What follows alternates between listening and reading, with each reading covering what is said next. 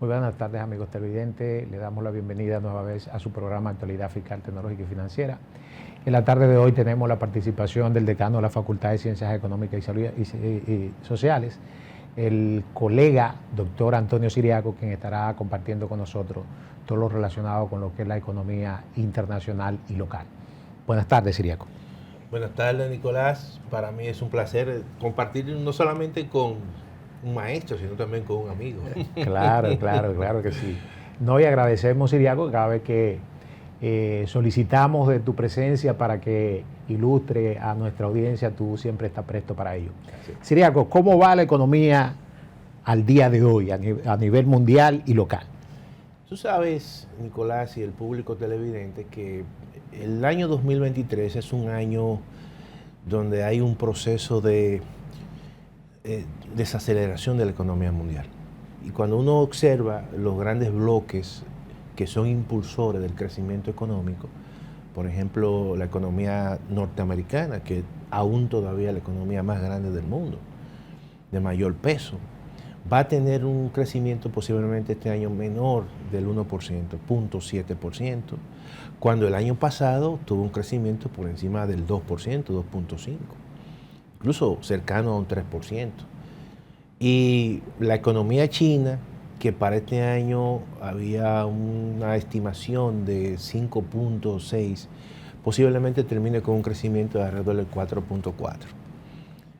Incluso China, algo interesante, mientras los bancos centrales en el mundo han estado incrementando su tasa de política monetaria como una forma de contener la inflación, en China el problema no es la inflación, en China el problema es el crecimiento. Entonces han disminuido de forma considerable su tasa de política monetaria y a eso le han añadido un incremento en los estímulos a la familia de más de 33.000 billones de dólares.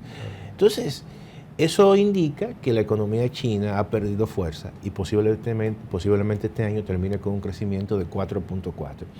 Si nosotros nos acercamos a la región, por ejemplo, América Latina, va en promedio, según las proyecciones, va a crecer alrededor de 1.4. Y si nos acercamos un tanto más a la región donde está la República Dominicana, Centroamérica y el Caribe, la República Dominicana generalmente va a terminar, o por lo menos las proyecciones para este año es alrededor del 4.2%. Yo lo veo muy optimista cuando uno ve los resultados básicamente del desempeño de la economía dominicana en los primeros 4 meses.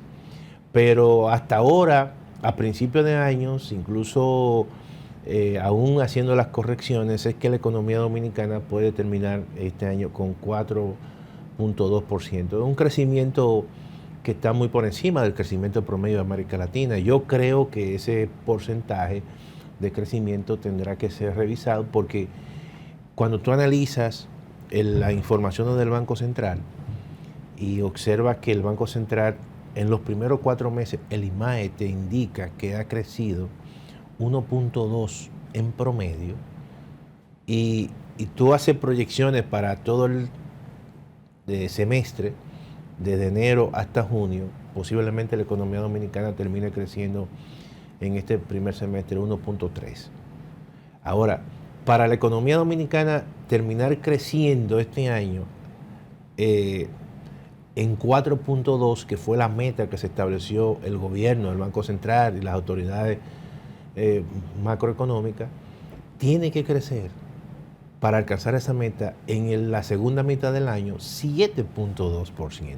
Para poder compensar la baja que ha tenido el primer cuatrimestre. Y terminar creciendo al final del año 4.2%, de manera que el esfuerzo que tiene que hacer es muy grande. Prácticamente yo lo veo imposible. Entonces yo creo que ante el entorno internacional, un entorno donde la economía norteamericana va a crecer menos, donde la economía china va a crecer menos, donde la Unión Europea va a crecer menos, donde Japón va a crecer menos. Entonces, claramente, nosotros, si terminamos con un crecimiento que está en una horquilla, o puede estar en una horquilla entre 3 y 3.5, yo creo que es un buen crecimiento, por lo menos aceptable, en función del entorno. Porque muchas veces, Nicolás, se establecen pronósticos y metas que muchas veces son muy ambiciosas, y en economía eso ocurre.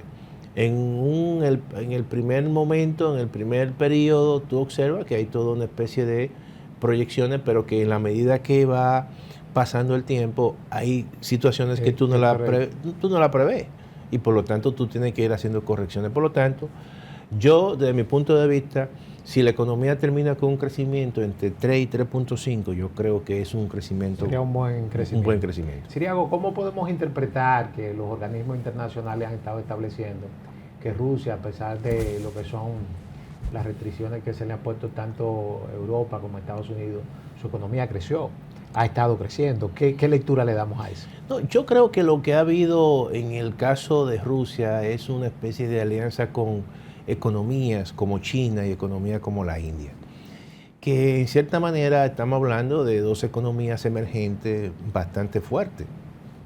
Por ejemplo, siempre ha habido un cierto nivel de trasvase de ventas de commodities, el caso del trigo, el caso del petróleo, el caso del gas natural, a mercados tan importantes y tan demandantes como el caso de China y el caso de la India. Y eso claramente le ha permitido que, que en el caso de Rusia, que hay algo importante que hay que tomar en cuenta, que con el tema del embargo, lo que hizo el embargo fue que fijó un precio tope al precio del gas natural y al precio del petróleo, y lo puso a un nivel muy bajito. Sin embargo, eso le ha permitido incrementar la demanda a países como China y países como la India. Si bien es cierto que los precios han bajado, pero la demanda se ha incrementado, entonces eso le ha permitido tener una venta y una salida a dos importantes commodities, y eso le ha permitido que la India, Rusia, básicamente saliera ilesa de ese embargo. Ahora, mira, hay cosas muy interesantes en todo este proceso. Mira, el gran perjudicado, o la gran perjudicada en este proceso ha sido Alemania. Y uno de los grandes cosas de la vida, y hay un elemento hasta contradictorio, uno de los grandes beneficiarios ha sido Estados Unidos. Porque ¿qué ha ocurrido con el gas natural, por ejemplo, que es un commodity importante de exportación de Rusia? Rusia generalmente había generado Europa cierta dependencia con Rusia con respecto a los hidrocarburos. Perfecto. Y los Estados Unidos, en términos geopolíticos, quizá lo que andaban buscando era romper esa dependencia. Y básicamente en el caso de Alemania, que era el motor, y es el motor de Europa. ¿Y qué ocurrió con el famoso gasoducto del Nord Stream? Que fue saboteado. Perfecto. Y ese gasoducto, era el que iba desde Rusia a Alemania de forma directa, sin pasar por Ucrania. Sin pasar por Ucrania. Pero cosa de la vida, el gasoducto que abastece Europa pasa por Ucrania. Es correcto. Y ese no se ha afectado. Aún con la guerra. Con la guerra. No ha habido sabotaje. Entonces hay un elemento que llama la atención y que llama suspicacia, porque claramente ahí se perjudicó fue Alemania. Aunque creo que hubo unos rumores como que se quiso responsabilizar de ese sabotaje a Inglaterra. Bueno, hay varias, como dicen, varias posiciones al respecto, pero al final todo parece indicar que el sabotaje vino por utilizando grupos quizás al margen que ucranianos, ¿verdad? Y por ahí es muy fácil entender lo que ocurrió con eso. Y además, la dependencia ahora no es con Rusia, la dependencia es con Estados Unidos. Y Estados Unidos ha incrementado sus exportaciones de gas. Exactamente. Entonces, claramente el tiempo te permite ver a ti situaciones que quizá en un principio uno lo consideraba un tanto media extraña, pero al final tú vas viendo ya claramente quién ha sido perjudicado y quién se ha beneficiado. Y en el caso de Rusia, a pesar de todo eso, esa alianza que tiene Rusia con China le ha permitido darle salida a esa cantidad de producción que en un momento determinado iba para Perdió el mercado europeo. Perdió el mercado europeo, pero entonces consolida un mercado muy grande en expansión, que es el mercado chino. Y eso ha permitido, en cierta manera, consolidar esos espacios de tal forma que ahí se está hablando ya por el nivel de comercio que hay, de establecer una moneda común para fines de intercambios comerciales. Sí, China ha estado realmente detrás de eso, inclusive no solamente con Rusia, ha estado haciendo reuniones con el BRICS, con el BRICS, el grupo que claro, representan aproximadamente el 45% de la población mundial. Claro, así mismo. Entonces, pero entiendo que todavía el mundo no está preparado para cambiar de lo que es el dólar como moneda de circulación mundial. China tiene muchas limitaciones. Claro. Aunque su primacía como principal exportadora a nivel mundial le da muchas ventajas. Pero entiendo que todavía no es el momento de hacer esa transición. Yo estoy de acuerdo, o sea, contigo, Nicolás, y las transiciones pueden durar 100 años. Porque la gente, eso es lo que no entiende, o sea, las transiciones no es un proceso que se da. Mira, en el año 1945, para que la gente incluso entienda, los procesos que se dan en términos de las transformaciones de los poderes económicos son lentas. Y hay que verla en el muy largo plazo. En el 1945, el PIB de Estados Unidos representaba el 50% del PIB mundial.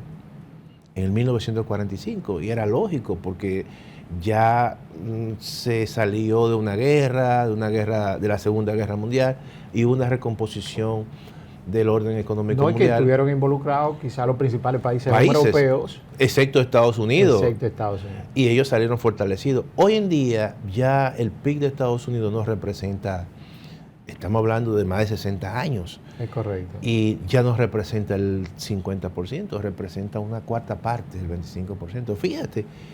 Que sigue siendo alto cuando tú miras y sigue siendo la alto. Población mundial, Claro. la población de Estados Unidos. Claro. Es algo sorprendente. Y el dólar, que aún es la principal moneda de reserva y es prácticamente más de un 65%.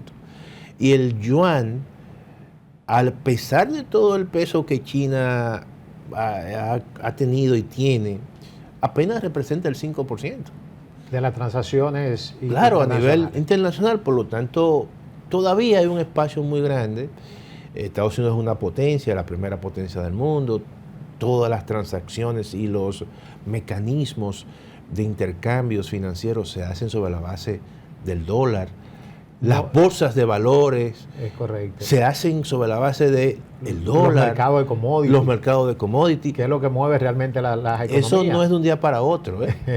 La construcción de eso se ha llevado prácticamente 100 años. Es correcto. Entonces, es cierto lo que tú dices.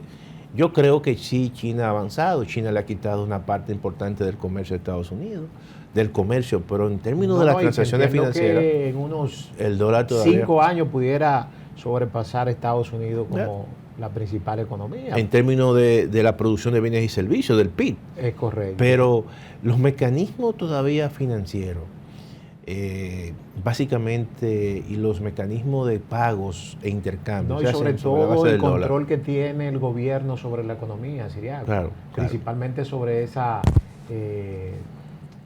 moneda china que puede el gobierno variarla de un momento a otro sin tomar en cuenta el mercado internacional. Claro. Entonces eso trae mucha preocupación a nivel mundial. Siriaco, en el día de hoy el Banco Central aumentó una reducción de la tasa de política monetaria. Tu amigo Ramón Matos me escribió y me dijo, dile a Siriaco que fue una de las proyecciones que yo había hizo en el último programa. Así es. Sin embargo, Estados Unidos al mes de mayo había hecho un aumento de su tasa de política, o sea, que estamos viendo que no necesariamente el gobierno dominicano o las autoridades monetarias siguen el mismo patrón de Estados Unidos, sino que pudieran tener, diríamos, ciertas diferencias en cuanto a las decisiones que se toman. Tú sabes y me excusa Nicolás, la estrategia del Banco Central ha sido una estrategia interesante y le ha dado resultados, en el sentido siguiente. El Banco Central utilizó la estrategia de la carrera entre la tortuga y la liebre.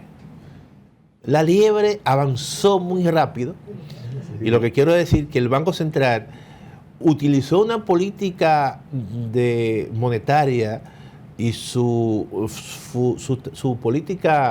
tasa de política monetaria la aceleró muy rápido, y evidentemente eso le ha dado un margen ahora para, en la medida que avanza la política monetaria en Estados Unidos, ellos pueden ahora. Entonces retrotraerse claro. Y reactivar la economía. Pero Así. nos gustaría que tú, en el próximo bloque, nos analizaras realmente esa decisión, claro, y ese anuncio del Banco Central. Pero sobre todo, un informe que dio la Superintendencia de Banco como respuesta a los famosos 60 mil millones de pesos, Ya. que Sí. hubo una queja con respecto a eso. Volvemos en breve.